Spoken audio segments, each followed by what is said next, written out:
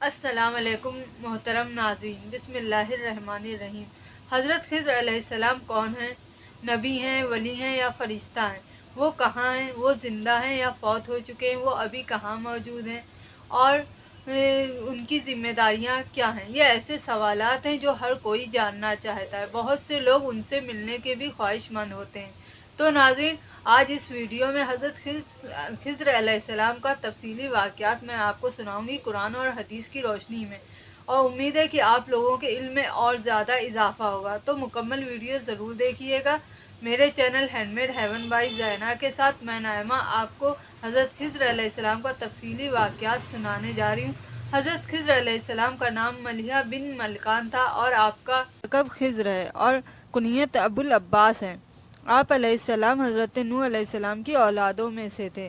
خضر کا لقب پانے کی وجہ یہ ہے کہ آپ جہاں بیٹھتے وہاں سبزہ اگ آتا تھا، یعنی ہری گھاس، جہاں قدم رکھتے سبزہ نمودار ہو جاتا تھا۔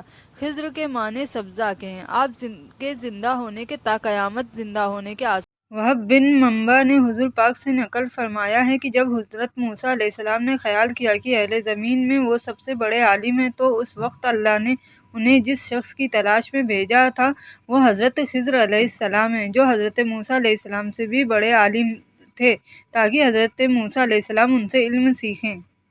جب حضرت موسیٰ علیہ السلام نے اللہ سے فرمایا، اے اللہ، اس زمین میں شاید ہی مجھ سے زیادہ علم والا تیرا کوئی بندہ ہو، تو اللہ پاک نے فرمایا، اے موسیٰ، خضر تم سے بھی زیادہ علم والے ہیں۔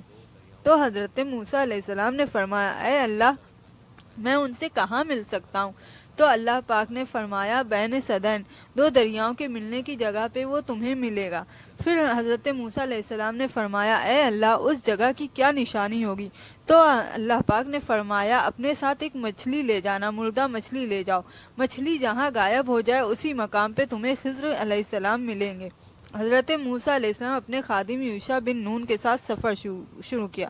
ناظرین، یہاں پہ جان لیجیے کہ حضرت یوشع بن نون جو تھے وہ حضرت موسیٰ علیہ السلام کے صحابی بھی ہیں، اور ان کے بعد جو ہیں وفات کے بعد حضرت موسیٰ کی وفات کے بعد ان کے جانشین بھی مقرر ہوئے۔ ان دونوں کے چلنے کو قرآن یوں بیان کرتا ہے کہ جب حضرت موسیٰ علیہ السلام نے کہا یوشع بن نون علیہ السلام سے کہ میں تو چلتا ہی رہوں گا یہاں تک کہ دو دریاؤں کے ملنے کی جگہ پہنچ جاؤں، چاہے مجھے سال پہ سال چلنا پڑے۔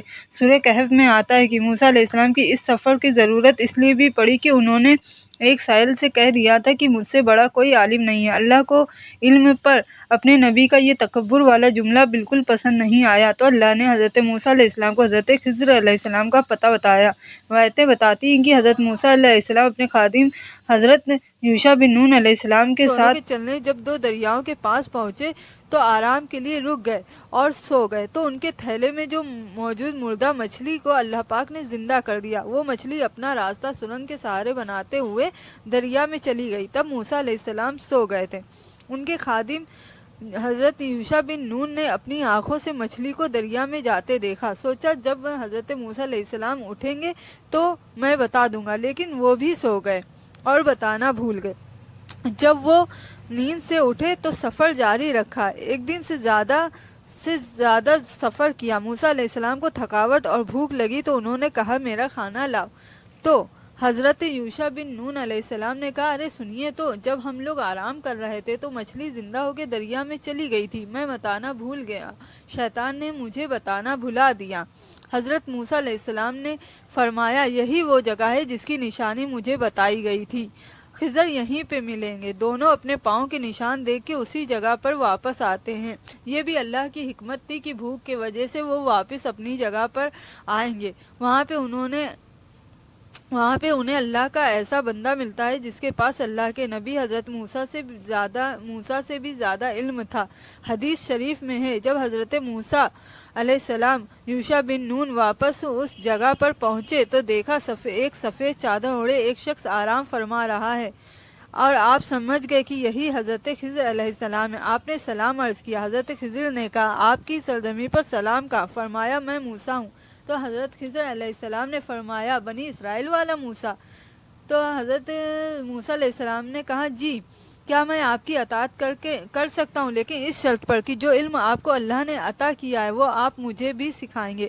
حضرت خضر علیہ السلام نے کہا اے موسیٰ آپ میرے ساتھ ہرگز صبر نہ کر سکیں گے، اور آپ صبر کر بھی کیسے سکتے ہیں جبکہ آپ کے علم میں وہ شامل نہیں ہے جو میں جانتا ہوں۔ حضرت خضر علیہ السلام نے کہا حضرت خضر علیہ السلام جانتے تھے کہ انبیاء امور منکرہ دیکھنے پر صبر کر ہی نہیں سکتے، کیونکہ انبیاء کی شریعت میں یہ کرنا سب سے زیادہ سختی سے منع کیا جاتا ہے۔ حضرت خضر علیہ السلام نے موسیٰ علیہ السلام سے فرمایا ایک علم ایسا ہے جو آپ نہیں جانتے اور ایک علم آپ کے پاس ہے جو میں نہیں جانتا۔ حضرت خضر علیہ السلام کا علم باطنی یعنی لدنی علم تھا اور موسیٰ علیہ السلام کا علم علم شریعت تھا۔ انہوں نے کہا موسیٰ آپ صبر نہیں کر پائیں گے۔ حضرت موسیٰ علیہ السلام نے فرمایا انشاءاللہ آپ مجھے صابر پائیں گے، اللہ نے چاہا تو، اور میں آپ کے کسی کام میں مخالفت نہیں کروں گا۔ حضرت خضر علیہ السلام نے کہا آپ اصرار کرتے ہیں تو ٹھیک ہے، لیکن آپ مجھ سے کوئی سوال نہ کریں گے جب تک کہ میں اس کے بارے میں آپ کو نہ بتا دوں۔ پھر وہ جو دونوں سفر کے لیے چل پڑے، ایک کشتی میں سوار ہوئے۔ دونوں جب کشتی دریا کے بیچ پہنچی تو حضرت خضر نے اپنے تھیلے سے ہتھوڑا نکال کر تختی کے فرش سے ایک دو تختے اکھاڑ کر نکال دیے۔ حضرت موسیٰ علیہ السلام نبی تھے، شریعت میں ایسا کام سختی سے منع تھا جو دوسروں کو نقصان پہنچائے، دوسروں کے لیے مصیبت بنے۔ آپ رہ نہ پائے، آپ سے رہا نہ گیا اور آپ بول اٹھے اے خضر علیہ السلام آپ نے یہ کیا کر دیا کہ کشتی والوں کو ڈبونا چاہتے ہیں؟ یہ تو آپ نے بڑی خطرناک بات کر دی۔ حضرت خضر علیہ السلام نے کہا میں نے کہا تھا نا آپ صبر نہیں کر پائیں گے۔ موسیٰ علیہ السلام نے کہا اے خضر میری بھول پر مجھے نہ پکڑیے اور میرے کام میں تنگی نہ کریے۔ پھر دونوں ساتھ چل پڑتے ہیں۔ دیکھا کہ کچھ بچے میدان میں کھیل رہے ہیں۔ حضرت خضر علیہ السلام نے ان میں سے ایک خوبصورت بچے کو پکڑا اور اس کا قتل کر دیا۔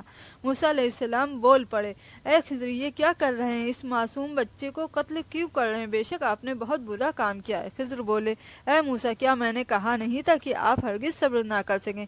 موسیٰ علیہ السلام نے کہا اے خضر اگر اب کی میں کسی چیز کے بارے میں آپ سے سوال کروں تو آپ مجھے اپنے ساتھ نہ رکھیے گا۔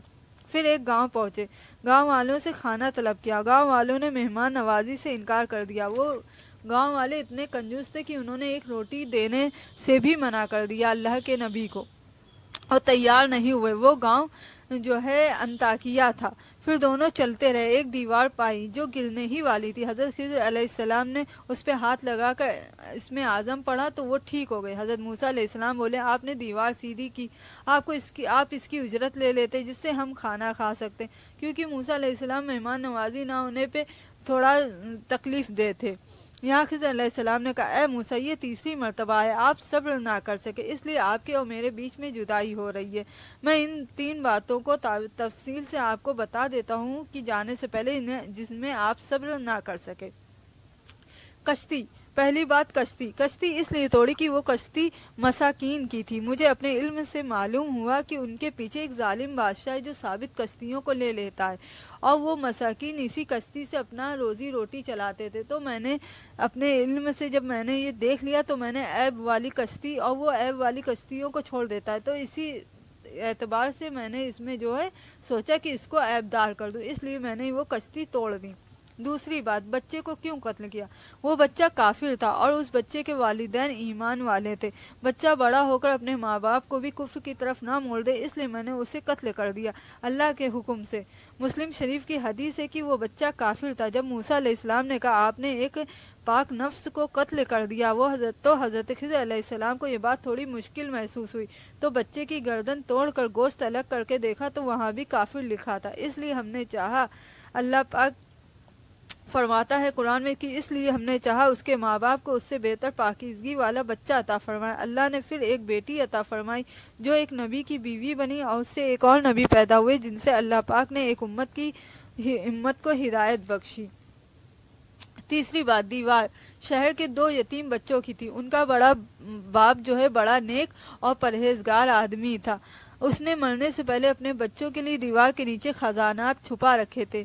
تیرے رب کی چاہت تھی کہ یہ یتیم بچے بڑے ہو کر اپنا خزانہ خود نکالیں۔ حضرت خضر علیہ السلام نے فرمایا یہ تھی ان 3 باتوں کے اصل جن پہ آپ صبر نہ کر سکے۔ ترمذی شریف کی حدیث میں ہے کہ اس دیوار کے نیچے سونا اور چاندی تھا، سونے کی تختی تھی جس میں ایک طرف لکھا تھا کہ عجیب حال ہے اس کا جس کو موت کا یقین ہو اس کو خوشی کیسے ہو، عجیب حال ہے اس کا جسے قدرت اور قضا پہ یقین ہو اور اسے غصہ کیسے آئے، عجیب حال ہے اس کا جسے رزق کا یقین ہو وہ تکلیف میں کیسے پڑ پڑھ سکتا ہے، عجیب حال ہے اس کا جسے دنیا میں زوال اور تبدیلی کا یقین ہو وہ مطمئن کیسے رہ سکتا ہے، عجیب حال ہے اس کا جسے حساب کا یقین ہو وہ غافل کیسے رہ سکتا ہے، عجیب حال ہے اس کا۔ اور اس کے ساتھ لکھا تھا لا الہ الا اللہ محمد الرسول اللہ۔ تختی کے دوسرے طرف لکھا تھا میں اللہ ہوں، میرے سوا کوئی معبود نہیں، میں اکیلا ہوں، میرا کوئی شریک نہیں، میں نے اچھائی اور برائی پیدا کی، اس کے لیے اچھائی ہو جس کے ہاتھ پر میں نے اچھائی جاری کی، اور اس کے لیے تباہی ہو جس کے ہاتھ پہ میں نے برے کے لیے میں نے پیدا کیا اور جس کے ہاتھ میں برائی جاری کی۔